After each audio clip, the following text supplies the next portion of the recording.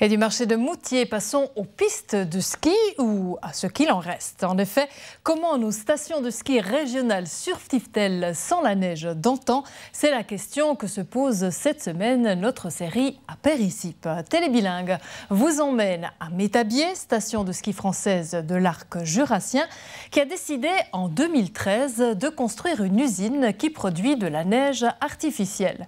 Coût de l'opération, 6 millions d'euros. Le prix de la survie de la station. Kevin Schluter. Heure de pointe à Métabier.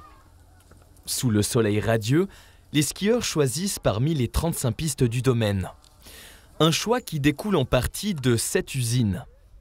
Depuis 2 ans, elle permet de déposer 70 cm de neige artificielle sur 9 km de piste. 9 km de piste, pour nous, c'est un quart du domaine. Ce sont les pistes qui permettent de descendre jusqu'en bas des portes d'entrée de la station et puis sur les pistes les plus commerciales. 6 millions d'euros.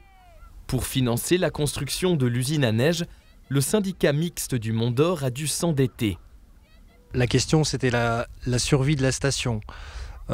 Toutes les stations ont investi ces dernières années dans la neige de culture. Aujourd'hui, la neige de culture, c'est comme les remontées mécaniques et les pistes. Si vous ne l'avez pas, vous n'avez pas de produit ski alpin. Les gens, en fait, quand ils réservent un séjour, ils veulent que leur séjour soit réussi et le paramètre garantie neige est un paramètre important. D'après Olivier Erard, la neige de culture est également une réponse au réchauffement climatique qui frappe les stations de l'arc jurassien. On observe depuis 20 ans une augmentation de la température moyenne de 0,4 degrés. Les prévisionnistes les plus pessimistes nous disent que dans 20 ans, au-dessus de 1200 mètres, il n'y aura pas d'activité de ski alpin possible dans le Jura.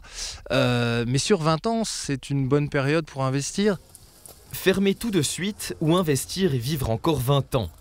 La station de Métabier a fait son choix.